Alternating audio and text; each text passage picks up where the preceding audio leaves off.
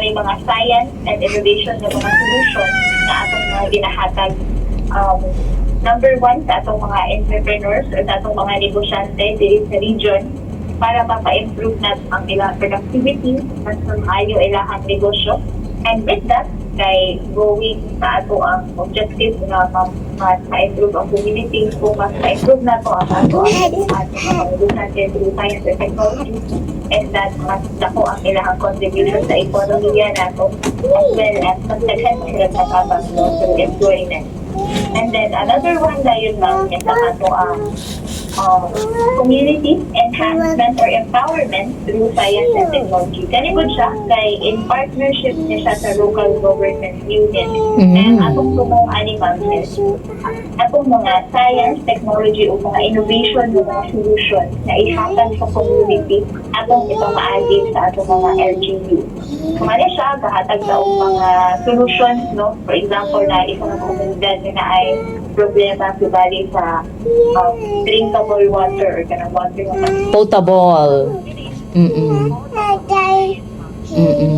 sa science and technology nga intervention is maghatag sa technology na makatabang nga mas maka-access ang community o potable water through our technology no, or science ng mga solution, science-related na solution.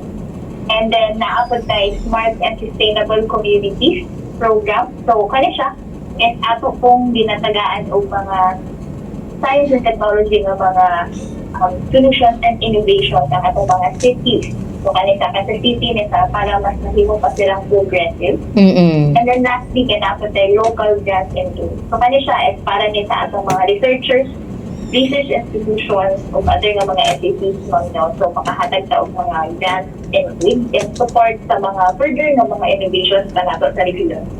And then lastly, so dili man din nato mawala na si DOST kay pag ignorant ng DOST na ako tayo scholarship program. So karon naapod si DOST sa tubiyang contribution sa hatag ng scholarship program which natay upcoming nga examination karon sa Domingo na di ay mo.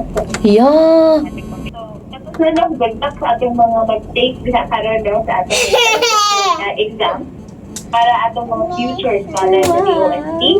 And last na din ma'am para sa atong mga servisyo diri sa region at ang atong laboratory services. So na ating mga different ka mga laboratory service para ihatag sa sa region no, para ma-access. So, wala sa atong generally Very good. High five. Ayan, so ubay-ubay ang mga programa sa Department of Science and Technology and most, pinaka-popular ang DOST sa scholarship.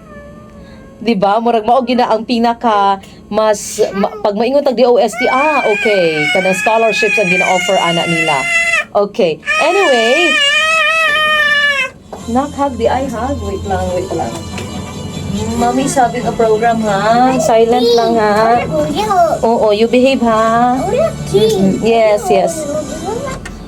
Okay, so, gikan ni ana nga mga programa, ma'am, unsay mga services or programs nga inyong ginahatag sa atong mga kababayan? Unsay inyohang mga gihatag nga mga serbisyo or opportunities sa atong mga kababayan? Okay, wow. So, si DOST in general, kay amo ginang gina-practice or amo ginang ipasundayan nga tanan na mo mga programa o mga services is nahatag yun ni equal or patas na opportunity para sa tanan. So, mapababae man, lalaki, o sa man ito imong interested other contractor, pangagkaluskan na ako kahit if you are a person with disability, citizen, so we are welcoming everyone yun yung avail sa ako.